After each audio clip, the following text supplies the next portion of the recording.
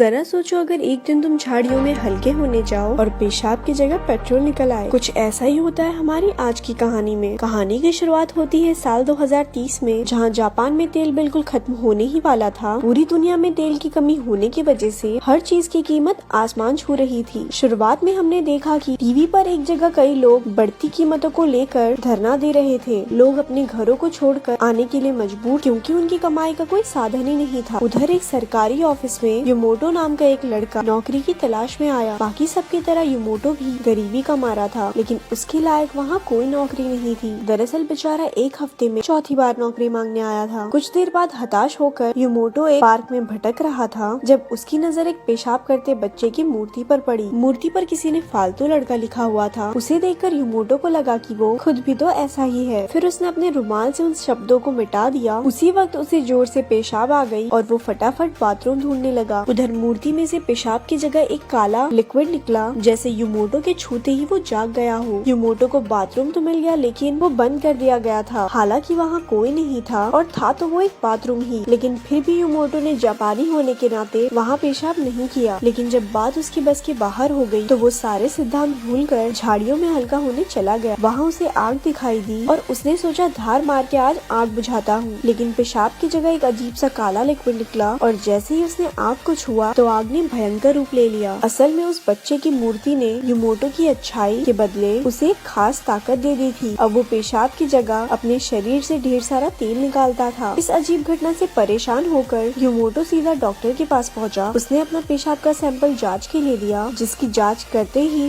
Doctor हक्का बक्का रह गया। युमोटो ने पूछा, डॉक्टर साहब सब ठीक तो है ना? लेकिन डॉक्टर ने युमोटो को इंतजार करने को कहा और वहाँ से चला गया। कुछ देर बाद वो दो आदमियों के साथ लौटा और वो युमोटो को जबरदस्ती उठाकर ले गए। ये लोग दरअसल साइंटिस्ट थे जो अब युमोटो के पेशाब की जांच करेंगे। युमोटो ने उन्हें समझाने की बहुत कोशिश की कि वो बस एक आम आदमी है जो घर जाना चाहता है, लेकिन वो उसे जबरदस्ती वैन में बिठाकर ले गए। लैब जाते हुए युमोटो को फिर से पेशाब आया तो उनमें से एक आदमी उसे सुनसान जगह ले गया। युमोटो एक पेड़ पर पेशाब करने लगा और वो आदमी उस पर नजर रखे हुए था। तभी युमोटो ने देखा कि पेशाब उस आदमी की ओर बह रहा था। उस आदमी ने अपनी सिगरेट निकाली और अचानक उसका लाइटर नीचे गिर गया। लाइटर सीधा जाकर युमोटो के निकाले तेल पर गिरी, जिससे भयंकर आग लग गई। आग ने उस आदमी को अपनी चपेट में ले लिया और उसकी चीखें सुनकर उसका साथी उसे बचाने दौड़ा। युमोटो भी ये देखकर हैरान रह गया, लेकिन वो मौके का फायदा उठाकर वहाँ से भाग गया। पूरी रात भागने के बाद सुबह युमोटो एक छोटे से गाँव में पहुँचा और थक कर बेहोश होकर गिर गया। तभी एक लड़की ने उसे देखा और उसे उठाकर अपने घर ले आई। जब युमोटो की आँख खुली तो उसने एक बूढ़े आदमी को उसे घूरते हुए देखा। डरकर युमोटो ने उससे पूछा, अरे दद्दू कौन हो तुम? तो आदमी ने बताया कि वो इस गांव का सरपंच है। तभी जिस लड़की ने उसे बचाया था वो कमरे में खाना लेकर आई। उसका नाम जियाकू है और वो मेयर के साथ काम करती थी। वो लड़की बेहद खूबसूरत थी। खाना देखते ही युमोटो उस पर जानवर की तरह टूट पड़ा, क्योंकि उसने एक दिन से कुछ भी नहीं खाया था। बाद में सरपंच अपने साथियों के साथ युमोटो को खेत दिखाने ले गया। उसने कहा कि जब से देश में तेल खत्म हुआ है तो किसान ट्रैक्टर का इस्तेमाल नहीं कर पा रहे। इसी वजह से सारे गाँव की जमीन बंजर हो चुकी है। गाँव के सारे जवान लोग नौकरी ढूंढने टोक्यो चले गए और वहाँ बस बूढ़े लोग और जानवर ही बचे हैं। ये सुनकर युमोटो काफी उदास हो गया। अब उसने अपने शक्तियों के इस्तेमाल से गांव वालों की मदद करने का फैसला किया। उसने एक खाली बोतल उठाई और पास की झाड़ियों में चला गया। सरपंच और जियाकू उसे हैरानी से देखने लगे और जैसे ही उसने बोतल में तेल भरा, सरपंच ने जियाकू की आंखें बंद कर दी। इसके बाद युमोटो ने सारा तेल ट्रैक्टर में डाला और चाबी घुमाते ही ट्रैक्टर चलने लगा। ये देखकर सबकी आंखें खुली की खुली रह गई। फिर युमोटो वहाँ से जाने लगा, लेकिन सरपंच ने उससे वहीं रुकने की गुजारिश की। अगले दिन सब उसे नौकरी देने के बहाने पुराने स्कूल में ले आए। युमोटो को लगा कि अब वो एक टीचर बनेगा, लेकिन सरपंच उसे एक सुनसान कमरे में ले गया और उसे सुमिको नाम की एक लड़की से मिलवाया। सुमिको उसके काम में उसकी मदद करेगी। उस पर युमोटो ने पूछा कि ये सब तो ठीक है, लेकिन मुझे करना क्या है? बेटा देख, तेरे दो काम है, सारा दिन भर भर के पानी पीना है और फिर उसको निकाल देना है, लेकिन नीचे से, ठीक है बेटा? ये बात सुनकर युमोटो थोड़ा झिझक रहा था, लेकिन आखिरकार वो मान गया। इसके बाद वो दिन भर कई लीटर पानी पीता और इसी तरह उसने तेल के कई डब्बे भर दिए। वहीं सुमिको उस पर नजर रखती और काम पूरा होते ही खुश हो जाती। उसने एक दिन में 30 डब्बे भर दिए। युमोटो काफी खुश था, क्योंकि उसने जिंदगी में पहली बार कोई ढंग का काम किया था। उसकी वजह से गांव के खेतों में फिर से फसल लहराने लगी। बहुत समय के बाद गांव में बस चलने लगी। एक दिन युमोटो ने दो बूढ़ी औरतों को गांव के तरक्की के बारे में बात करते सुना, जिससे उसे भी बहुत संतुष्टि मिली कि वो एक अच्छा काम कर रहा है। बाद में उसने अपने ऑफिस में जाकर फिर से काम शुरू कर दिया। कुछ कुछ देर बाद उसने 100 लीटर पूरे कर दिए और वहाँ से जाने लगा, लेकिन तभी सरपंच ने आकर उसे और तेल निकालने का ऑर्डर दिया। दरअसल अब उसके मन में लालच आ गया था। युमोटो ने जवाब दिया कि आज के लिए वो थक चुका है, बस बहुत हो गया, लेकिन सरपंच ने जबरदस्ती उससे तेल निकलवाया। शाम को युमोटो चाकू से मिला और दोनों ने अपनी जिंदगी के बारे में बातें की। जब युमोटो ने बताया कि उससे बहुत ज्यादा काम करवाया जा रहा है, तो चाकू ने उसे समझाते हुए कहा कि सरपंच बहुत चालाक आदमी है, इससे बच के रहियो तू। लेकिन युमोटो के वजह से गाँव वाले काफी खुश थे। उधर स्कूल में नेशनल रिसर्च इंस्टीट्यूट से सिंजी नाम का एक आदमी आया। उसने पूछा कि अचानक ऐसा कौन सा जादू उनके हाथ लगा है जिससे रातों रात गांव में इतना तेल आ गया, लेकिन सरपंच ने उसे कुछ नहीं बताया। फिर सिंजी ने वापस जाने से पहले फिर से लौट के आने का वादा किया। अगले दिन काम पर अचानक लाइट चली गई, तो युमोटो अकेले स्कूल में घूमने निकल पड़ा। रास्ते में उसे तेल की कुछ बूंदे दिखाई दी, तो वो उनका पीछा करने लगा। आखिरकार वो एक स्टोर में पहुंचा जहां तेल के डब्बे रखे गए थे। इसके बाद उसे सरपंच की असली सच्चाई का पता चला कि वो तेल को जमा करके बाकी शहरों में महंगे दाम पर बेचना चाहता है। ये सुनकर युमोटो के पैरों तले जमीन खिसक गई। उसे यकीन ही नहीं हुआ कि सुमिको भी इस सब का हिस्सा थी। गुस्से में सुमोटो ने स्टोर से तेल लेकर गांव वालों में बांटने का फैसला किया, लेकिन इससे पहले ही सरपंच के आदमियों ने उसे कैद कर लिया। बाद में उसे बांधकर जबरदस्ती तेल निकालने को मजबूर किया गया। युमोटो ने मूतने से साफ इनकार कर दिया, लेकिन उन्होंने कहा कि अगर वो ज्यादा देर तक पेशाब रोक कर रखेगा तो उसका ब्लैडर ही फट जाएगा। उनके जाने के बाद भी युमोटो ने पेशाब रोकने की बहुत कोशिश की, लेकिन गुजरते वक्त के साथ मुश्किलें बढ़ती जा रही थी। अब उससे बिल्कुल कंट्रोल नहीं हो रहा था। तभी जाओको उसे छुड़ाने आ पहुंची। बिना समय गवाए दोनों जंगल की ओर भागे। कुछ ही देर में सरपंच और उसके आदमियों को भी इसकी भनक लग गई और वो उनका पीछा करने लगे। जंगल में उन्हें एक पेड़ पर कुछ तेल मिला, जिससे वो समझ गए कि ये युमोटो का ही है। फिर एक आदमी ने तेल एक कुत्ते को सुंघाया और युमोटो के पीछे लगा दिया। दूसरी तरफ युमोटो और चाओकू एक सुनसान घर में पहुँचे, जहाँ उन्होंने आग जलाई। जाओकू ने कहा कि गाँव वालों को युमोटो के तेल की बहुत जरूरत है, उसे बचाने के लिए वो लोग किसी भी हद तक जा सकते हैं। ये सुनकर युमोटो खुद को उन सब का गुनहगार समझने लगा, क्योंकि वो वहाँ से दूर जा रहा था। गुस्से और फ्रस्ट्रेशन में उसने अपने ही गहनों को पीटना शुरू कर दिया ताकि उसका तेल बंद हो जाए। लेकिन जाओकू ने उसे रोक कर समझाया कि उसे तो एक वरदान मिला है, अपनी इस ताकत से वो पूरी दुनिया की मदद कर सकता है। ये सुनकर युमोटो का हौसला बढ़ा और उसने मूत कर सारी इंसानियत को बचाने का फैसला किया। इसके बाद ये दोनों एक दूसरे के करीब आ गए। उसी वक्त अचानक कैसे तेल की एक बूंद आई और आग में गिर गई। अगली सुबह सरपंच और उसके आदमी ने उन्हें पकड़ लिया, लेकिन उनके वहाँ से निकलने से पहले ही सिंजी अपने सैनिकों के साथ वहाँ घुस आया। उसने सरपंच से कहा कि युमोटो को उसके हवाले कर दे, लेकिन सरपंच ने ऐसा करने से साफ मना कर दिया। असल में सरपंच ज्यादा से ज्यादा तेल इकट्ठा करके अपने गाँव को एक नया देश बनाना चाहता था, ताकि वो खुद राजा बन सके। उधर सिंजी ने बताया कि नेशनल रिसर्च इंस्टीट्यूट युमोटो पे रिसर्च करके तेल पैदा करने वाले और इंसान बनाना चाहती है। अगर ऐसा हो गया तो जापान पूरी दुनिया में तेल बेचकर दुनिया का सबसे ताकतवर देश बन जाएगा। इन दोनों के लालच भरे सपने सुनकर युमोटो का गुस्सा 7वें आसमान पर था। उसने सबसे कहा कि तेल लड़ाई करने के लिए नहीं, लोगों की जिंदगी को आसान बनाने के लिए है। ये कहकर उसने एक जलती हुई लकड़ी उठाकर सिंजी के ओर बढ़ा। सिंजी उसकी हरकतों पर हंसने लगा, लेकिन जब युमोटो लकड़ी पर पेशाब करने के लिए तैयार हो गया तो सबके सब डर गए। सब उससे रुकने की मिन्नतें करने लगे, लेकिन युमोटो ने जलती हुई लकड़ी पर पेशाब कर दिया। लेकिन ये क्या, धमाका होने की बजाय पेशाब से लकड़ी बुझ गई। हैरान होकर युमोटो ने एक और बार कोशिश की, लेकिन कुछ नहीं हुआ। आखिरकार उसे एहसास हुआ कि उसकी शक्तियाँ खत्म हो चुकी है। ये देखकर सरपंच और सिंजी भी दोस्त बन गए, क्योंकि अब लड़ाई के लिए कुछ बचा ही नहीं था। ये जो अपने गहने पर मुके दे रहा था ना पहले, उसी से मशीन खराब हुई है। कुछ साल बाद युमोटो अब भी उसी गाँव की भलाई के लिए काम कर रहा था। उसने जाओकू से शादी कर ली और दोनों का एक बेटा था। अचानक उसके बेटे के पेशाब में से अजीब सा लिक्विड निकला, जो शायद इंसानों को समय में आगे पीछे भेजने की शक्ति रखता था। और इसी के साथ कहानी खत्म हो गई। ऐसी और